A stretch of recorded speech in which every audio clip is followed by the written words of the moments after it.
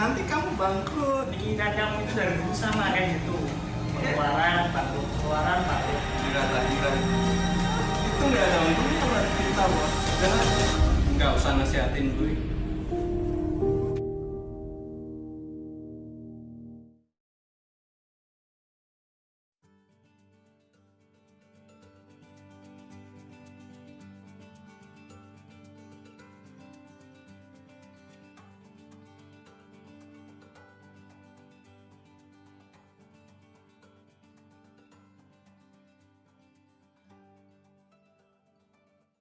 Halo, aku Asmi. Aku seorang pengusaha sukses. Moto hidup aku, cuan is my life.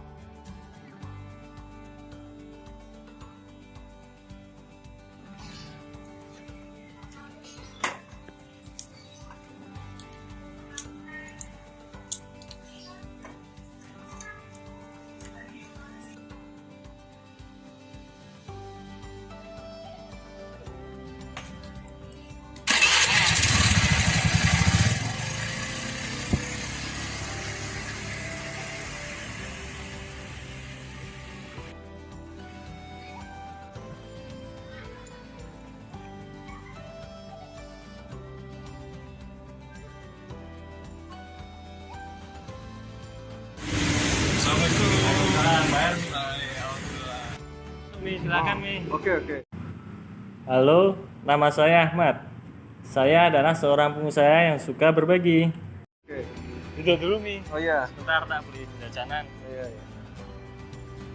Mi nanas, satu harganya berapa Mbak? Oh, Mas.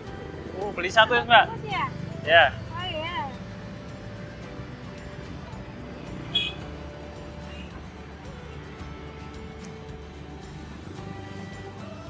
Beli satu ya? Boleh 10 ya, Mas? Nggak usah Mbak. Buat Mbak. Oke, saya jualan nanas nih di depan, mau beli nanas buat seminar kita. Silakan nih, cobain nih. Enak ya. Nah, ngapain sih kamu tiap waktu kesini pakai acara bagi-bagi makanan terus? Kalau berbagi mah nggak apa-apa, apalagi sama teman sendiri. Kita nggak boleh berhubungan sama teman, nggak boleh sama teman kita itu. Kan kamu juga banyak pengeluaran lain, ya, buat modal usaha gitu. Udah usaha mah itu urusan belakangan kita nih, ya nggak harus pikir usaha tanpa berbagi, apalagi sama teman kita sendiri. Ma naqasat shadaqatun min mal. Sedekah itu tidak akan pernah mengurangi harta seseorang. Bagaimana tidak? Mungkin secara logika kita akan bertanya, bagaimana harta itu tidak berkurang dengan sedekah? Bukankah ketika kita memiliki misalkan uang 10.000, kemudian kita sedekahkan, kita keluarkan 1.000, maka uang kita tinggal 9.000. Bukankah itu berkurang? Akan tapi Nabi Muhammad SAW mengatakan tidak. Itu tidak mengurangi sedikit pun harta yang kita miliki. Karena hakikatnya harta yang kita sedekahkan di jalan Allah Subhanahu wa taala, sedekah yang kita keluarkan di jalan Allah Subhanahu wa taala, itu akan disimpan oleh Allah Subhanahu wa taala untuk hari kiamat kelak. Bagi sekali 2 kali sih oke. Tapi kamu itu keseringan. Nanti kamu bangkrut. Bangkrut dari mananya? Kan bangkrut bukan dari kita banyak mengeluarin itu, pengeluaran apalagi pengeluaran untuk kita bersedekah ataupun berinfak. Nanti juga bangkrut tuh. Lihatin aja. Itu juga di dalam agama kita juga sudah diajarin. Barangkali para siapa kita mengeluarin zakat atau sedekah atau berbagi pada sesama kita, insya Allah Allah akan mengasihi itu rezeki itu datangnya dari manapun, mau dari materi, dari makanan, kesehatan. Kalaupun itu nggak kita dapat di dunia, insya Allah kita akan mendapatkan itu pahala di akhirat. Allah sudah menjamin itu. Kalau dipikir-pikir secara logika, keluarin makanan, duit, nanti kamu lama-lama kan habis duitnya gitu, lama-lama bangkrut. Pikiran kamu itu dari sama kayak gitu, pengeluaran, bangkrut. Kalau kita mikir gitu, kita nggak akan hidup tenang, pikir materi berkurang. Kita juga harus mikir di akhirat, untuk akhirat kita, di akhirat kita kelak. Kita nggak dapat itu dari dunia, mungkin dapat rezeki datangnya dari manapun, dari rezekinya. Tapi insya Allah sudah menjamin dan malaikat sudah mencatat itu untuk bekal kita masuk surga nanti. Akhirat itu nggak ada untungnya buat kita, bos. Udah gini aja, kalau kamu nggak mau bersedekah ataupun berbagi, apalagi keseringan untuk teman sendiri, kamu bisa gini aja, setiap tahun kamu bisa keluarin zakat, itu nggak banyak kok.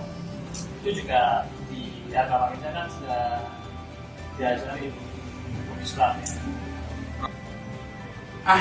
Udahlah, nggak usah nasihatin gue. Allah Subhanahu wa taala sendiri di dalam surat Al-Munafiqun pernah menyebutkan dalam firman-Nya, wa anfiqu mimma razaqnakum min qabli ayyatiya ahadakumul maut. Maka berinfaklah dari apa-apa yang telah Allah berikan kepada kalian min qabli ayyatiya ahadakumul maut, sebelum datang ajal menjemput kalian. Kenapa Allah Subhanahu wa taala menyebutkan, memerintahkan kita untuk bersedekah sebelum datangnya ajal? Karena kita lihat Allah Subhanahu wa taala menyebutkan orang-orang yang sudah meninggal dahulu, mereka menyesal. Mereka menyesal ketika di dunia mereka tidak bersedekah di jalan Allah Subhanahu wa taala. Fayaqul, kemudian mereka mengatakan, orang-orang yang sudah Allah wafatkan tadi, mereka berkata kepada Allah, Rabbi laula akhartani, ya Allah, kalau seandainya engkau mengulur waktuku, mengulur ajalku, mengundurkan ajalku, la asaddaqan, niscaya saya akan bersedekah, la akum minas solihin, dan aku akan menjadi orang-orang yang soleh. Ya, penyesalan yang tidak ada gunanya. Dia sudah mendekati ajalnya, atau bahkan dia sudah sampai ajalnya. Kemudian dia menyadari bahwasanya dia jarang untuk bersedekah di jalan Allah Subhanahu wa taala. Dia ingin dibangkitkan kembali oleh Allah Subhanahu wa taala. Untuk apa? Untuk dia bisa bersedekah. Maka selama kita masih hidup, selama kita masih diberikan oleh Allah Subhanahu wa taala kelebihan rezeki, selama Allah Subhanahu wa taala masih memberikan kita kelapangan harta, maka kita sering untuk bersedekah di jalan Allah Subhanahu wa taala. Mari kita senantiasa untuk bersedekah di jalan Allah Subhanahu wa taala agar tidak ada penyesalan di hari kiamat kelak. Ternyata dia aja bisa untuk bersedekah, sedangkan aku yang berzeki lebih tidak mampu melakukannya. Ya Allah, ampunilah dosa-dosa hamba. Semoga ke depan bisa bersedekah lebih baik lagi. Akhirat. Ini dunia, bos. Ada pengeluaran lain. Ya. Jadi posisinya betul loh. Akhirat. Akhirat. Udahlah. Bicara Anda udah manfaat. Sudahlah.